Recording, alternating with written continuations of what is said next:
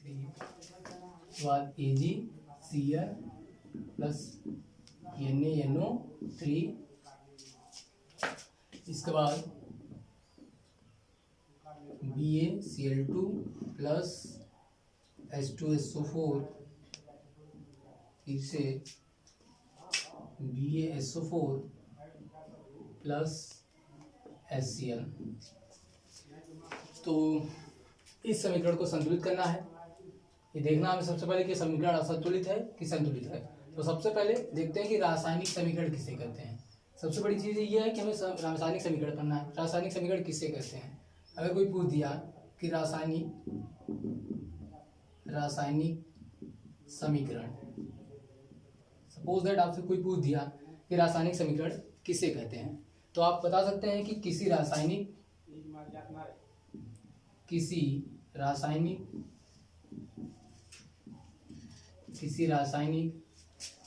अभिक्रिया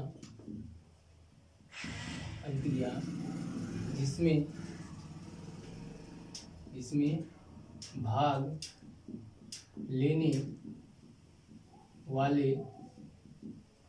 लेने वाले पदार्थों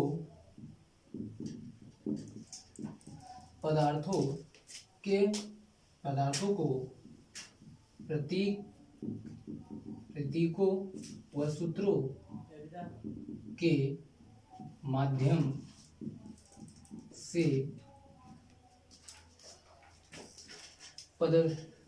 से संक्षिप्त प्रदर्शन को रासायनिक समीकरण कहते हैं।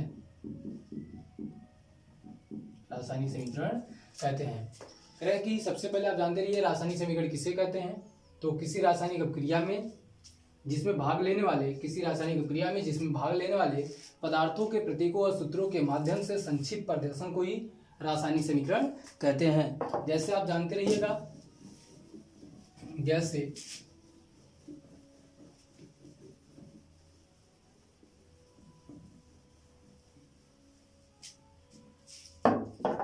जैसे कार्बन प्लस ऑक्सीजन, यह आपको बनाता है कार्बन डाइऑक्साइड। तो यही क्या है? संक्षेप रूप। कार्बन को C से और ऑक्सीजन को O2 और आपका कार्बन डाइऑक्साइड को C2 के रूप में जब हम लिखते हैं तो ये हमारा क्या है? संक्षेप रूप है। और इसे ही को हम क्या कहते हैं?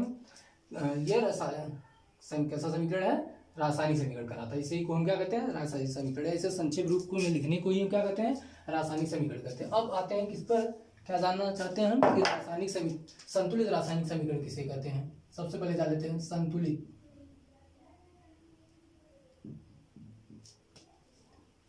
रासायनिक समीकरण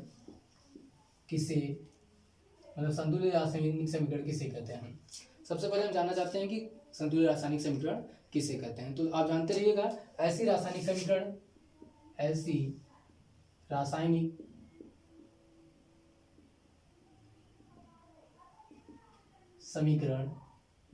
जिसमें भाग लेने वाले प्रत्येक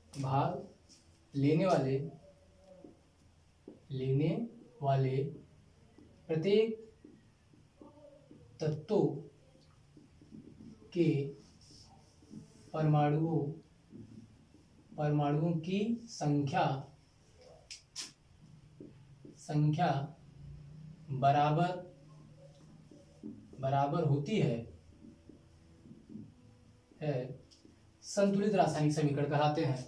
तो आप जानते रहिएगा, ऐसी रासायनिक समीकरण जिसमें भाग लेने वाले प्रत्येक तत्वों के परमाणुओं की संख्या बराबर होती है तो उसे संतुलित रासायनिक समीकरण कहते हैं। और हम इस प्रकार भी कर सकते हैं कि ऐसी रासायनिक समीकरण जिसमें भाग लेने वाले अभिकारक तथा उत्पाद के प्रत्येक तत्वों के परमाणुओं की संख्या बराबर होती है तो उस प्रकार के समीकरण को ही संतुलित समीकरण कहते हैं। जैसे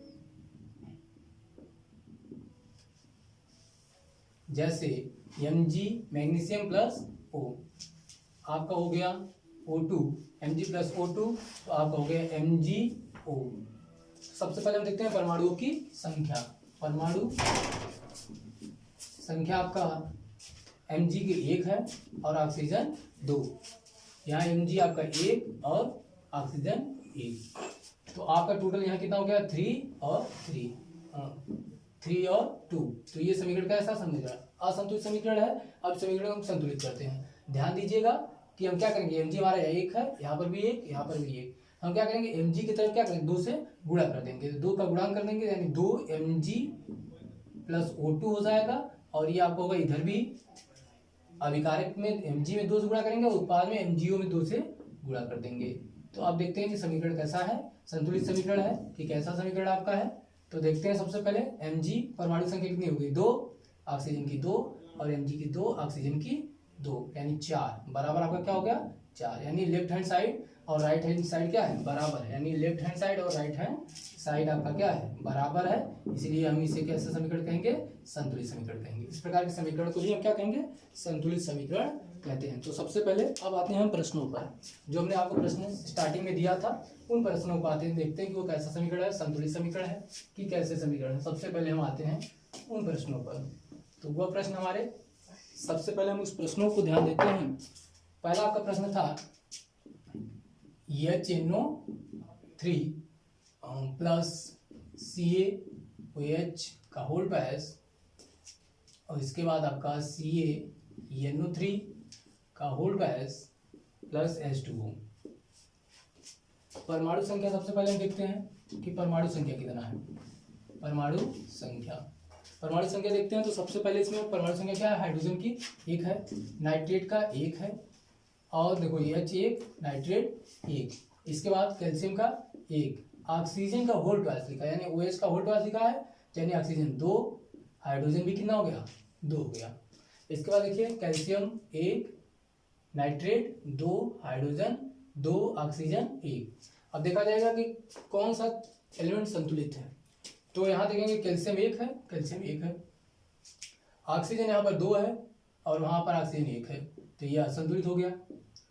इसके बाद देखेंगे हाइड्रोजन यहाँ पर 2 है, यहाँ पर हाइड्रोजन 2 और 1 3, मतलब हाइड्रोजन की संख्या की जो है वो कितनी है 3 है, तो ये भी असंतुलित हो गया।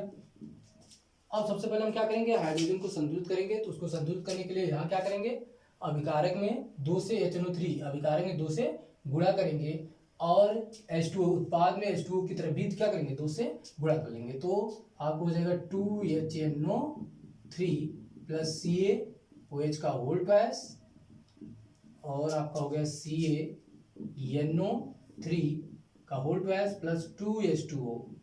अब अगर पुनः देखते हैं कि समीकरण हमारा संतुलित है कि नहीं है, तो परमाणु संख्या सबसे पहले देख लेंगे। परमाणु संख्या,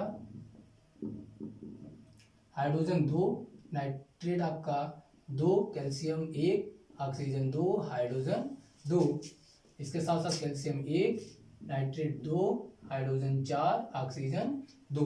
तो हम सबसे पहले देखते हैं प्रत्येक तत्व की परमाणु संख्या बराबर है कि नहीं। 2 और 2 हाइड्रोजन यानी 4 हाइड्रोजन यहाँ पर भी है, यानी हाइड्रोजन की संख्या 4 है, और यहाँ पर भी 4, तो ये दोनों संतुलित बराबर है दोनों तरफ प्रत्येक तत्व। हाइड्रोजन इधर भी 4 उधर भी 4 है। इसके बाद नाइट्रेट यहाँ 2 है, और यहाँ पर भी 2 है, कैल्शियम यहाँ 1 है, कैल्शियम यहाँ 1 है, ऑक्सीजन यहाँ 2 यहाँ 2। तो कुल टोटल देख लेते हैं, 2 4 5 5 9, 9 बराबर 9, यानी लेफ्ट हैंड साइड बराबर राइट हैंड साइड। आप जानते रहिएगा जब प्रत्येक तत्वों के परमाणु की संख्या, अभिकारक उत्पाद में प्रत्येक तत्वों के परमाणु की संख्या जब बराबर होती है, तो तभी हमारा जो समीकरण होगा वो कैसा समीकरण होगा, संतुलित समीकरण होगा। और दायां पक्ष और बायां पक्ष क्या होगा, जब बराबर होगा तभी हमारा समीकरण कैसा समीकरण होगा, संतुलित होगा। यानी लेफ्ट हैंड साइड और राइट हैंड साइड होगा, तभी समीकरण कैसा समीकरण होगा, संतुलित समीकरण होगा। अगला क्वेश्चन हम देखते हैं कि वह कैसा समीकरण है, संतुलित समीकरण है कि नहीं है, तो उसको भी देख लेते हैं।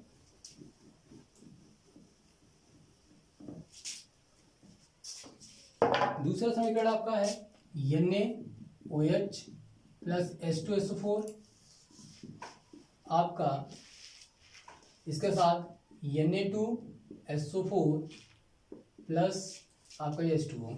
इसे देखते हैं कि समीकरण संतुलित है कि नहीं। दूसरा आपका है, तो परमाणु संख्या सबसे पहले हम देखते हैं। परमाणु संख्या तो देखो सबसे पहले सोडियम का देखते हैं, 1, ऑक्सीजन हमारा 1, और हाइड्रोजन भी 1 है।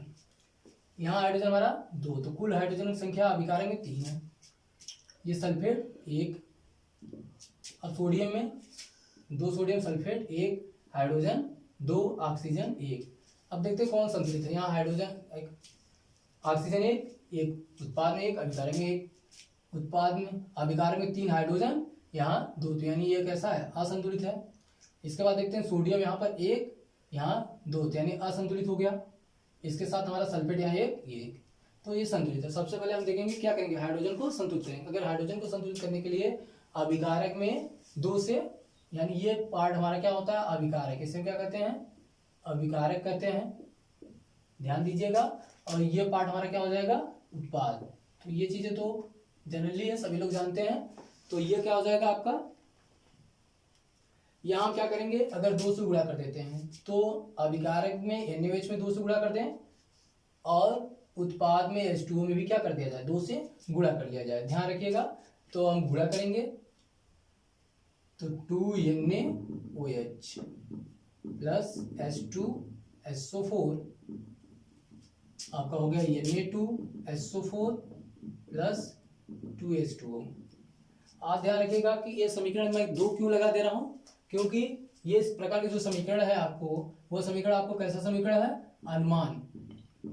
अनुमान विधि। ये जो समीकरण संतुलित कर रहे हो वो किस विधि पर आधारित है, अनुमान विधि पर आधारित है। ये समीकरण सिर्फ अनुमान लगाकर हमें क्या करना है संतुलित करना है, इसलिए हमें बहुत ज्यादा परेशान होने की जरूरत नहीं है। इस समीकरण को सिर्फ अनुमान लगाकर ही हमें संतुलित करना है। तो सोडियम का कितना हो जाएगा 2 और ऑक्सीजन का आपका 2 हो जाएगा, हाइड्रोजन भी आपका क्या हो जाएगा 2 हो जाएगा। तो 2 2 ये हो जाएंगे परमाणु संख्या इसकी, ध्यान रखिएगा ये हो गया। और हाइड्रोजन का 2, सल्फेट का भी आपका क्या हो गया 1। अब यहाँ देखेंगे सोडियम हमारा 2 है, यहाँ पर भी हमारा सोडियम 2 है, तो ये संतुलित हो गया। यहाँ सल्फेट हमारा 1 है, यहाँ सल्फेट भी हमारा क्या हो गया 1 हो गया, संतुलित हो गया। इसके साथ साथ हमारा देखते हैं कि हाइड्रोजन यहाँ कितना है 4 है और यहाँ आपका हाइड्रोजन 4 है, तो ये भी आपका क्या है संतुलित हो गया। अब इसके बाद हमें देखते हैं कि ऑक्सीजन हमारे यहाँ 2 है, यहाँ पर भी 2 से गुणा है, इसलिए ये भी 2 हो गया। तो प्रत्येक तत्व की संख्या क्या है बराबर है, यानी प्रत्येक संख्या के अभिकारक उत्पाद में प्रत्येक तत्व की परमाणु संख्या बराबर है, इसलिए कैसा समीकरण है संतुलित समीकरण। उसको काउंट कर लेते हैं 2 4 6 8 1 9, तो 9 बराबर क्या हो जाएगा 9, यानी अभिकारक उत्पादों की संख्या क्या होती है बराबर होती है, लेफ्ट हैंड साइड बराबर राइट हैंड साइड। तो ऐसा समीकरण क्या कहलाएगा संतुलित समीकरण कहलाएगा। कभी कभी ऐसा होता है कि समीकरण दिया जाता है और अभिकारक उत्पाद के परमाणुओं की संख्या बराबर होती है लेकिन तत्वों की परमाणु संख्या बराबर नहीं होती है। तो सबसे पहले हम उसे उस प्रकार के भी समीकरण को क्या करेंगे असंतुलित समीकरण करेंगे। जब प्रत्येक तत्वों के परमाणुओं की संख्या बराबर होगी तभी हम समीकरण को क्या कर सकते हैं संतुलित कर सकते हैं। और मतलब प्रत्येक तत्वों के परमाणुओं की संख्या बराबर हो तथा अभिकारक उत्पाद के परमाणु की संख्या बराबर हो और लेफ्ट हैंड साइड बराबर राइट हैंड साइड जब ही होगा तभी समीकरण कैसा समीकरण होगा संतुलित हो जाए। तो ध्यान रखिएगा कि अगर लेफ्ट हैंड साइड और राइट हैंड साइड बराबर है लेकिन प्रत्येक तत्वों की परमाणु संख्या बराबर नहीं हो तो इस प्रकार के समीकरण को क्या कहेंगे असंतुलित समीकरण कहेंगे। अगला समीकरण आप देखिएगा जो आपका तीसरा है वो आप देखते रहिएगा। तीसरा समीकरण आपका है NaCl प्लस AgNO3 आपका AgCl प्लस NaNO3। तो सबसे पहले देखते हैं क्या है ये संतुलित समीकरण है कि असंतुलित समीकरण है परमाणु संख्या। तो देखते हैं सोडियम का 1 क्लोरीन का 1 यानी 1 Ag का 1 और आपका NO3 का 1 होता है। तो अभिकारक में परमाणु की संख्या कितनी हो गई 4 हो गई। उत्पाद में देखते हैं 1 Ag 1 Cl 1 Na और 1 NO3 यानी इधर भी 4 है और प्रत्येक तत्वों की संख्या भी क्या है बराबर है, प्रत्येक संख्या क्या हो गई बराबर है, इसलिए दिया गया समीकरण कैसा समीकरण है संतुलित समीकरण है। तो कभी कभी एग्जाम में संतुलित समीकरण ही दिया जाता है और आपसे पूछा जाता है कि क्या समीकरण संतुलित है कि असंतुलित। तो अगर आपको देखना होगा और प्रत्येक तत्वों के परमाणु की संख्या बराबर हो, अभिकारक उत्पाद के प्रत्येक तत्वों की संख्या बराबर हो और लेफ्ट हैंड साइड बराबर राइट हैंड साइड बराबर हो तब जाकर समीकरण क्या होगा संतुलित समीकरण होगा। इसके बाद अगला आपका है लास्ट क्वेश्चन जो आपका है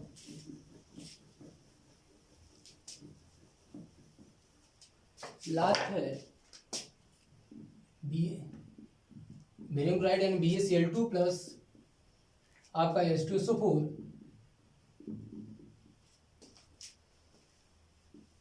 ये SO4 barium sulphate plus HCl। तो ये जो समीकरण है, इस समीकरण को हम आपके लिए छोड़ देते हैं कि आप इस समीकरण को संतुलित कीजिए